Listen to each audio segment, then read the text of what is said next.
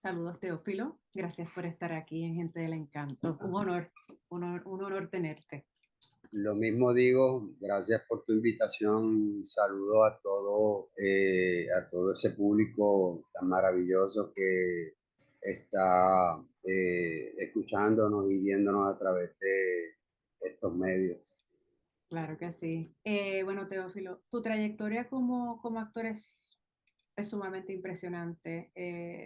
Sobre todo, ¿verdad? Una de las cosas es el dominio de los monólogos. ¿Qué te hizo en aquel entonces inclinarte por este formato, por los monólogos? ¿Qué te llamó? Pues mira, realmente no fue algo como que yo dije me voy a dedicar a los monólogos. Surgió como una necesidad de trabajo.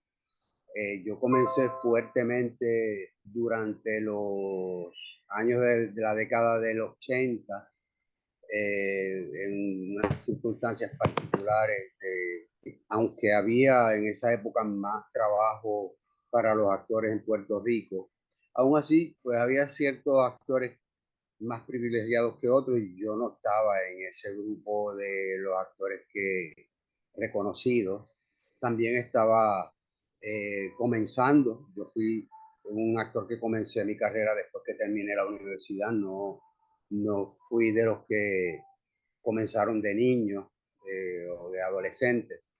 Así que por razones que vinculadas a mi propio quehacer y a mi propia experiencia dentro del teatro colectivo, específicamente con una pieza teatral de Bertolt Brecht titulada El Círculo de Tiza Caucasiano, que hicimos de estudiante, yo de estudiante universitario como actor principal, en el que había un personaje muy interesante de un juez, de estos jueces Salomón, que hacía decisiones salomónicas y muy justas, borracho.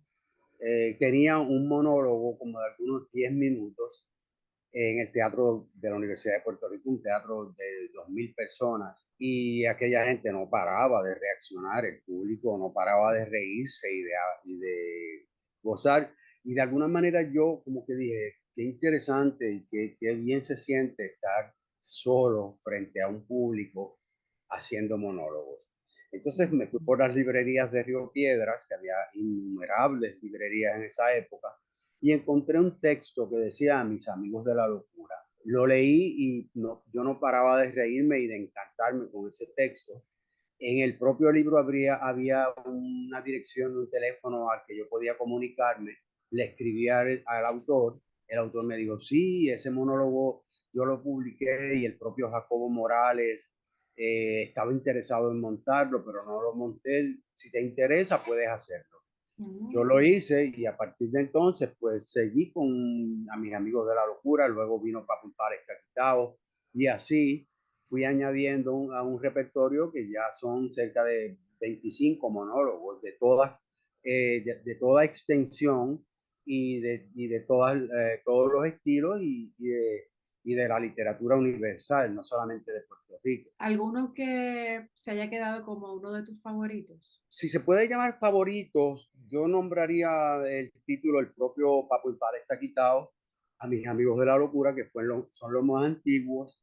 Uno que hice más recientemente, en el 2008, 2010, 2012, que no he repetido, titulado El Maestro, donde yo interpretaba a don Pedro Albizu Campos en unos discursos famosos que fueron utilizados, dichos discursos, para su encarcelamiento con la ley de la mordaza. Él fue condenado a prisión por una cantidad enorme de años por expresar su deseo de que Puerto Rico fuera una república. Ese libro fue publicado después que el FBI liberó esos textos en un libro titulado La palabra como delito de Ivonne Acosta. Y entonces de ahí el director y dramaturgo Nelson Rivera lo convirtió en un monólogo que no era otra cosa que los propios discursos condensados, editados dentro de este montaje teatral que fue muy efectivo y que para mí representó uno de mis retos más grandes, porque se trataba de oratoria. más que de un monólogo como tal. Yo tengo que decir que yo te vi haciendo de ese monólogo del mar. Sí, Yo estuve ahí porque mi mamá tuvo el honor de conocer a don Pedro cuando ya estaba a punto de morir. Ella era una niña de 8 o 9 años, y él la sentó en su falda. Y para eso mi mamá nunca se le va a olvidar ese momento. Y ella siempre pues ha sido muy leal a todo lo que representa y representó don Pedro. Así es que cuando vimos que tú ibas a hacer esto, yo rápido ni lo pensé y yo la llevé. Y la cara de ella durante todo, ¿verdad? Todo el espectáculo, ¿no? Y los comentarios del público, es que la transformación fue bien fuerte, ¿no? Tú te sí, fue. transformaste. Sí, Sí. yo recuerdo, en primer lugar, para el estreno, había mucha lluvia y no teníamos, en ese momento, no sé por qué no teníamos la venta a través de estas tiqueteras. Y teníamos una sensación de que pues podía llegar poco público, pero la primera noche, bueno, todas las noches fue lleno total, pero la primera noche la fila llegaba del Teatro Arribí a Bellas Artes, de tanta gente que quería verlo. Muchos nacionalistas, los ex prisioneros, Rafael Cáncer Miranda, Lolita Lebrón, etcétera, estuvieron allí, además de muchos otros nacionalistas. Y yo recuerdo desde el escenario sentir al público tan conmocionado y tan conectado que yo entré en un trance y fue algo de lo más conmovedor que yo he tenido como actor. Al punto que yo en el ensayo general me había quedado afónico, un poco sin voz, porque yo estaba probando un tono de voz y una voz particular, tratando de lograr un pitch en la voz que no es el mío. Mi voz es un poco bastante nasal y con un tono bastante bajo y monótono. Y yo tenía que levantar esa voz al nivel que la gente está acostumbrada Ujú. a escuchar a don Pedro en los discursos, que es una voz un poco estridente, alta, Alta. y en el Sí. ensayo general no tomé las precauciones y me quedé ronco. Y cuando yo hice el estreno, las funciones, casi no se me, yo no tenía voz. Y cuando entré a escena, me salió la voz. Wow. Y yo dije, bueno, don Pedro me lo ha hecho un poco difícil en el proceso, pero aquí está él, porque de verdad que de Sí. alguna manera, sin entrar en asuntos esotéricos o de espiritualidad, creo que hay algo que tiene que ver con los propósitos con los propósitos de los seres humanos que siguen pasando de generación en generación Claro. y de cuerpo a cuerpo sin necesidad de mencionar asuntos metafísicos. Claro. Dicho sea de paso, don Pedro era un espíritu muy religioso, muy metafísico, y él tenía gran respeto por todas las religiones, y creo que su gran logro fue en su prédica recoger el sentir no solamente de los católicos o de los que practicaban las religiones africanas, que son innumerables en nuestras Antillas, Claro. sino también a los ateos y a los protestantes. Eso se notó en las funciones de mi monólogo ante ese público tan variado. Sí, se notó y se comentó, porque eso Ujú. que tú mencionas del trance, eso lo vimos. O sea, lo vimos. Fue como que aquí está pasando algo, más allá de lo que se supone que está pasando. O sea, se sintió. La compañera Iris Martínez, gran actriz y nacionalista que acompañó a don Pedro Albizu Campos, ella es viequense y era una gran amiga mía, me dijo, Teo, yo vine a verte porque yo dije, Teo, pues, Teo es un gran actor, pero hacer de don Pedro Albizu Campos, yo voy a ver. Ella se sentó con cierta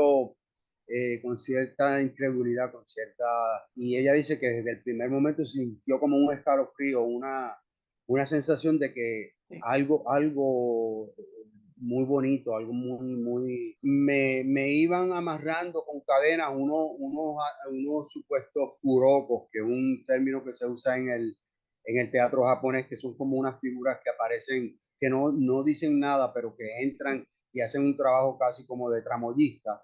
Y ellos me iban amarrando y los últimos discursos yo los decía sin movimiento, amarrado de pie y manos con cadenas e incluso con una cadena amarrada aquí donde yo no podía moverme. Y todo era cuestión de diafragma, cuerdas vocales, emoción. Yo casi me desplomaba al final y el último discurso yo lo decía dentro de una caja metálica. Fue bien conmovedor, y eso que ella te dijo que sintió, lo sentimos todos los que estábamos allí. Definitivamente no hay duda de eso. Gracias. Eh, no, gracias a ti. Teófilo, tú has estado involucrado en muchos proyectos y bien distintos, ¿verdad? Muchos bien diversos. ¿Alguno o algunos que te haya impactado más y por qué? Me imagino que todos te impactan de cierta manera, pero hay algunos que se quedan contigo por más tiempo, tal vez Pues de lo mira, necesario. siendo un obrero del teatro que veo mi quehacer como, no lo veo como una manera de hacerme famoso o de hacer dinero, aunque eso está envuelto, porque para uno sobrevivir tiene que, depende de la promoción, de la publicidad y depende también de uno de vengar un salario. Pero a medida que yo avancé en mi proceso, me di cuenta de que de lo que se trata mi quehacer es más que de un oficio para ganarme la vida o un oficio para vivir, es una investigación sobre la esencia humana, sobre nuestra angustia, también nuestra alegría, todos los componentes que nos hacen seres humanos, animales en primer lugar y luego lo que llamamos seres humanos, con todo lo que nos ha ido afectando a través de todos estos siglos de existencia. Lo veo así. Por lo general, cuando se me ofrece algún trabajo, por lo general, si no cumple con ciertos parámetros que tienen que ver con eso que yo estoy haciendo, yo los rechazo, independientemente de que sea económicamente atrayente. He hecho también cosas de las cuales después pues, hasta me he arrepentido, pero trato siempre de contestar a los que me hacen la invitación o en mi propia búsqueda solitaria de los monólogos que generalmente yo los dirijo, me autodirijo, pues trato de alguna manera de que en primer lugar me guste lo que estoy trabajando y de que de alguna manera aporte a ese laboratorio que es mi cuerpo, que es mi canvas, en el caso de un escritor, tiene frente a él el papel en blanco o la pantalla para escribir. Yo tengo mi cuerpo con otros materiales que son el texto, el vestuario, la música, etcétera.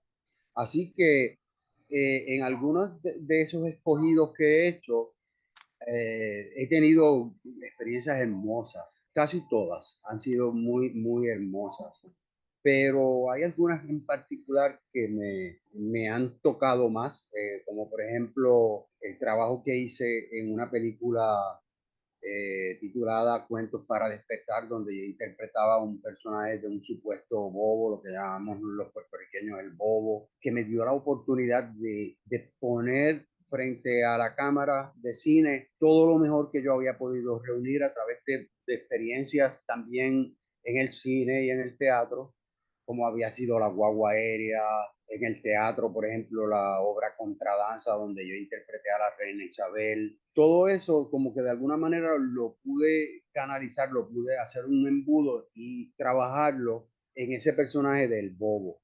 Más adelante hice un personaje también de marginado, que era un drogadicto, en una película que no sonó mucho. Se titulaba Punto Final. Y el director, que no está con nosotros en este plano, lo perdimos hace unos años, Edwin Reyes, poeta y cineasta, me ofreció este personaje que me pareció también de lo más completo que yo he hecho. Claro, ya yo tenía la experiencia de que había interpretado a un drogadicto, como es el caso de Papo Impala está quitado, que es el monólogo que estoy representando en este mismo momento y que regresa a Bellas Artes cumpliendo 40 años. Pero de alguna manera yo pude hacer un trabajo ante la cámara que no se parecía en nada a Papo Impala. Igual me ocurrió con la película Dios los cría de Jacobo Morales, la segunda versión, en el que interpreté también a un drogadicto que está en el proceso de quitarse de la droga en la famosa comunidad La Perla del Viejo San Juan. Ese trabajo también para mí ha sido uno de los trabajos más completos que se me ha ofrecido, porque de alguna manera está todo lo que yo pude acumular, todo el bagaje, y lo pude canalizar con una buena comunicación con esos directores que me permitieron, que conocían mi método de trabajo y me permitieron desarrollarlos. Esos son los trabajos. Debe haber algunos otros. A mis amigos de la locura también, que es el monólogo más antiguo que yo tengo y continúo representándolo. Llevo 45 años haciéndolo. Creo que ya eso es un récord mundial, un récord Guinness, de estar representando un monólogo por 25 Sí. años. Ese monólogo también y está basado también en un libro, en el libro A mis amigos de la locura Ah, de Ernesto Ruiz Ortiz. También para mí es un monólogo especial que todavía sigo haciendo, quizás no con el mismo acercamiento físico, porque recuerda que han pasado 45 años y yo comencé con ese monólogo cuando tenía 24, claro. 25 años, muy joven, y toda la energía que yo tenía física y corporal, de alguna manera yo la he ido convirtiendo en otra cosa, y aunque hay todavía mucho de lo físico en ese monólogo, ya tiene otra cosa Ajá. que tiene que ver con mi proceso en la vida, con mi propia experiencia en la vida.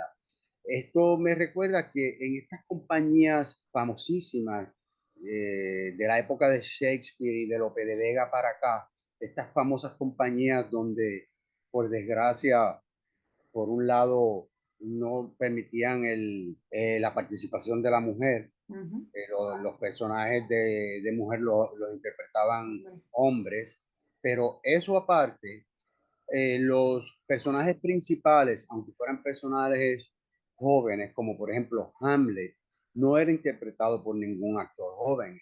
Hamlet y estos personajes jóvenes eran interpretados por actores viejos, por actores Mm. mayores, por actores que Ujú. ya estaban en los 60, 70 años. Y entonces la cualidad que tiene un Hamlet hecho por un actor de esa experiencia, cuando interpreta, cuando dice esa palabra de Hamlet, es muy distinta a un actor que Sí. por gran actor que sea, un actor de 20, 25, 30 años, todavía no tiene Sí.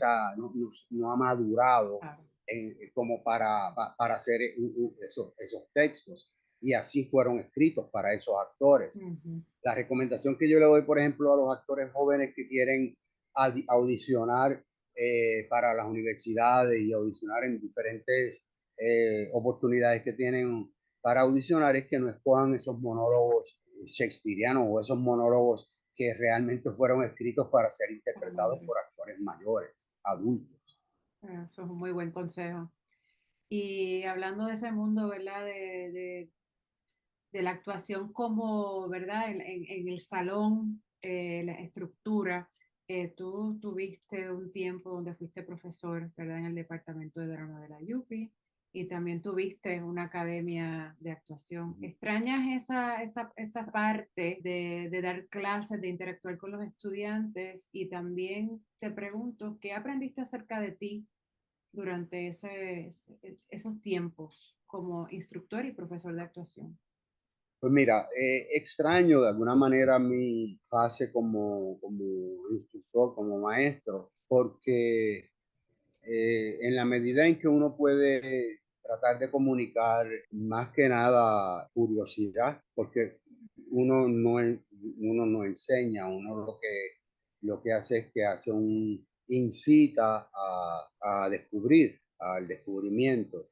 Así que eso lo extraño porque también en ese proceso de observarlo en el actor joven hace también que uno repase su propio proceso y que se mantenga al día. Uno cuando está como maestro debe estar al día, leer, aunque yo no dejo de leer, pero Claro. estoy leyendo menos de teoría de actuación Ujú. y de dinámicas y de estrategias para el desarrollo de los personajes. Casi todo lo que leo, pues de alguna manera se relaciona, porque el actor debe leer de todo. Pero específicamente extraño eso, porque aunque lo sigo aplicando de alguna manera, porque llega el momento en que uno aplica todo esto como segunda naturaleza, casi en automático. Pero de verdad que me gusta y me gustaba y me gustaría todavía reintegrarme de alguna manera a esa Okay. experiencia. Por otro lado, también es desalentador y es duro ver que en el mundo contemporáneo y por las razones que sean razones políticas, razones de cambios de paradigma con relación a la informática, a las redes sociales y todo esto, a las cosas, a las tragedias económicas, es muy duro uno como maestro ver una mujer joven, un hombre joven con un talento, con una disposición tan grande y darse cuenta de que de alguna manera tú como maestro te preguntas, ¿para qué él va a desarrollar esto si no hay manera de que él termine trabajándolo? No hay oportunidades de empleo como actor en Puerto Rico, por lo menos es muy poco, lo que hay cada vez es menos. Entonces es pesimista uno como maestro ayudar a desarrollar esa cantera para decir después, vete fuera del país o búscate otro empleo. Eso es lo triste. Mencionas eso y era una de mis preguntas acerca del mundo de la actuación, sobre todo en Puerto Rico, lo mucho que ha cambiado. ¿Qué quisieras que sucediera? ¿Qué hace falta? Tal vez no para regresar a, ¿verdad? La época de oro tal vez del cine en Puerto Rico, del teatro, pero ¿qué es necesario para estos chicos que deciden estudiar actuación y que haya pues más trabajo? ¿Qué podría suceder?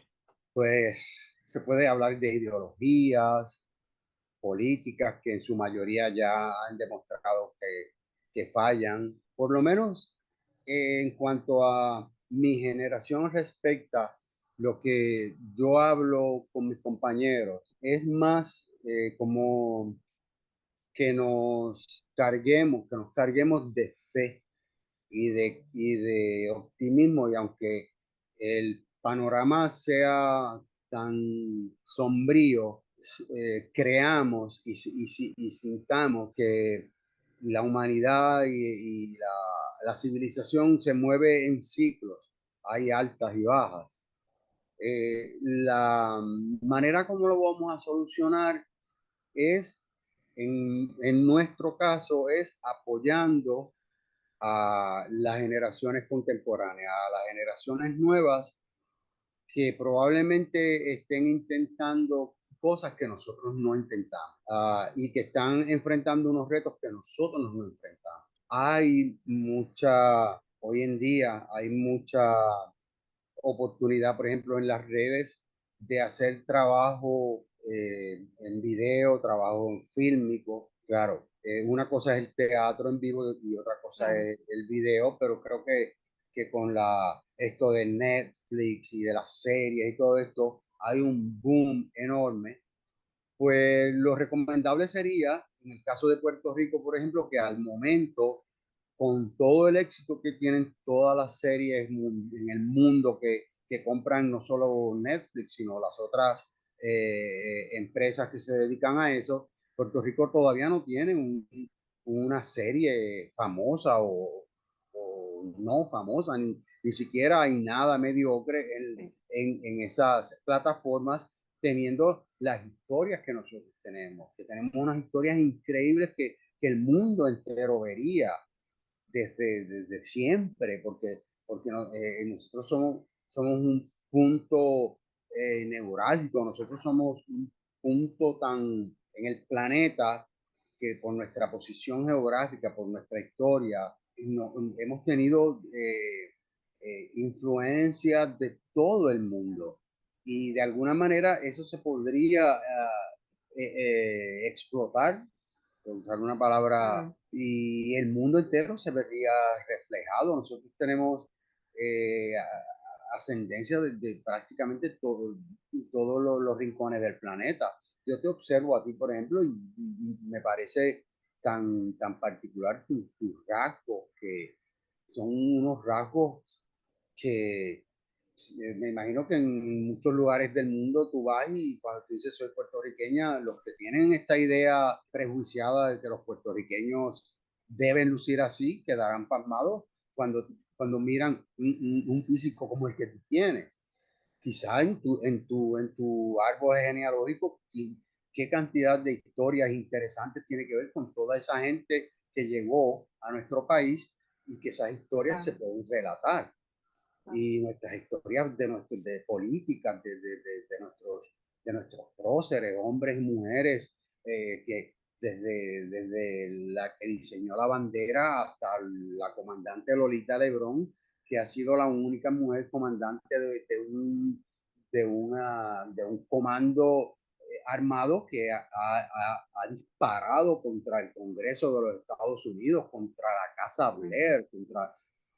Blair, eso, verlo en la pantalla en el mundo entero sería como para tener una serie en Netflix que Todo el mundo quisiera ver eso. Ahora que tú lo dices quisiera ver así, todo eso. definitivamente hay muchas, muchas historias así Sí, que, nos hace falta como que de alguna manera, claro, esto tiene que ver con una situación política nuestra, que hemos estado enfrentando a través de las décadas, donde lo que vemos que nos gobierna o lo que nos trata de gobernar es una jauría de una mafia política que lo que hace es enriquecerse y no provee los medios, los recursos como para que las cosas ocurran. claro, y por el otro lado de la moneda, ¿verdad? Te pregunto, hablando nuevamente de los jóvenes que están, o sea, que deciden que eso es lo que quieren hacer, que quieren estudiar actuación, que quieren ser actores. Hay muchos que, ¿verdad? Que he hablado con ellos, que he entrevistado y hablan mucho de la autogestión. Pues mira, yo mismo voy a escribir, voy a dirigir, voy a hacer todo, porque no puedo contar con nadie que me apoye.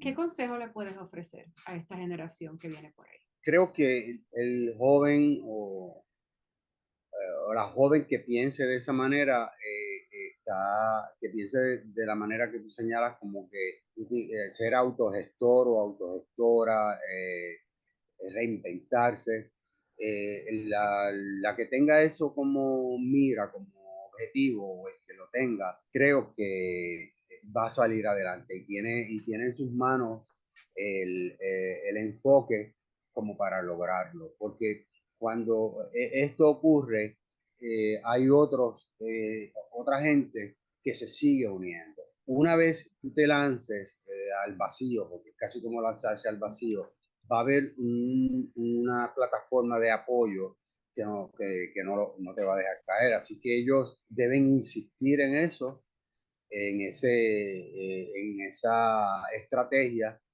de escribir, hacerlo todo lo que puedan, dirigirlo, buscarse los auspicios que sean necesarios, porque en algún momento van a recibir a cambio algo de lo que están buscando. No, que no desfallezcan, que sigan adelante. Ese O es mi sea, que consejo. volvemos al optimismo, ¿no? Que Volvemos no a se lo mismo. pierda, que con todo lo que está sucediendo a nivel de lo mismo pues hablamos, ¿verdad? De la política que trata de gobernar, no sabe qué, ¿verdad? Que enriquecerse, que es lo que han sabido hacer desde siempre.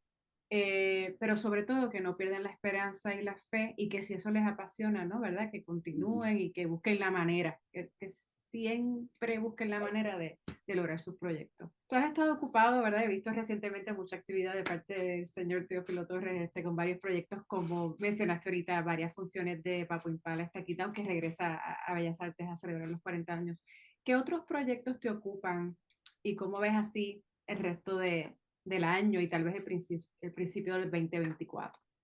Pues mira, aunque yo tengo un componente existencial que en muchos momentos la gente me ve como calmado y como pausado, de alguna manera tengo cierta quietud, yo no dejo de hacer cosas. Los que de verdad me conocen me dicen, tú eres eléctrico. Yo atiendo una granja con animales, vacas. Es un refugio más bien, porque Claro, eso debe ser terapéutico. sí, yo no paro de trabajar con la tierra, con lo relacionado a la agricultura, atiendo relaciones familiares de hijos, nietos, etcétera.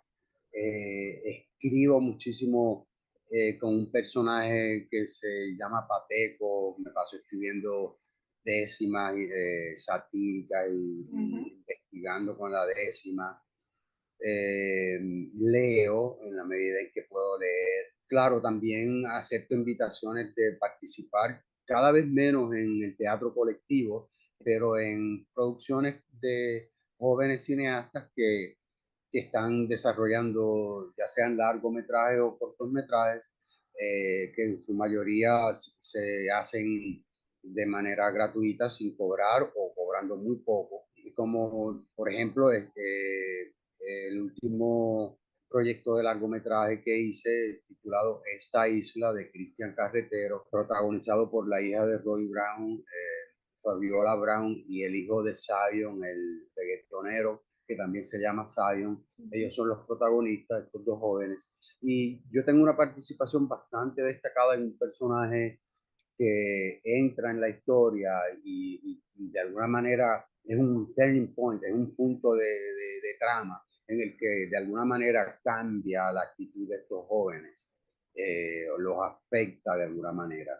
Esa película va a salir en algún momento de este año o para el próximo año. Mm. Y otro cortometraje titulado Cae en hoja blanca que acabo de hacer, que es parte de un proyecto que está haciendo la Alianza Francesa en Puerto Rico, titulado Cortadito, donde ellos auspician y premian cortometrajes. Estos se van a estar presentando en Fine Art Cinema de Miramar en el mes de noviembre. Ah, muy Esos bien. son los dos proyectos fílmicos más recientes que he hecho y creo que por ahí pueden venir algunos. Estoy también en búsqueda de textos para un trabajo unipersonal, un monólogo, que tenga ya más vínculo, más relación conmigo, como con la edad que tengo, con lo que me estoy enfrentando en la vida, y no necesariamente que sea autobiográfico, pero Ujú. estoy en búsqueda de eso para participar en festivales internacionales de teatro en los que ya he participado, que de alguna manera siempre esperan que uno regrese con un trabajo nuevo. Qué bien. Pues te deseo mucho éxito con todos esos proyectos y estaré pendiente para las películas y también espero que ese monólogo lo encuentres, te llegue pronto. Entonces, a menos que tengas algo más que quieras añadir, si no pasamos a la sección de preguntas rápidas para que las personas te conozcan aún más. Reiterarles que los que no han visto Papo Impala está quitado, que si pueden en alguna oportunidad esté realizando una especie de gira. A todos los que me escuchan, pues que tengamos un poco de optimismo, un poco de fe y que señalemos las cosas que de verdad nos duelen o, no, o nos oprimen, pero que el balance siempre sea hacia tratar de cambiarlo. Pues vamos a la primera pregunta. La primera es Teófilo en una palabra. Luchador, Si pudieras vivir en un libro, ¿en cuál sería? crónica de una muerte anunciada. Una frase o palabra que te inspira. pa'lante, En años recientes, ¿qué nueva creencia, comportamiento o práctica mejoró considerablemente tu vida? ser más tolerante, ¿Qué te gustaría aprender? a no pedirle perfección a los demás, ¿Qué es algo que has vivido y que nadie se debería perder de experimentar? trabajar con las abejas. Bien. Soy apicultor también. Ah, también, muy bien. Una persona que cambió tu vida.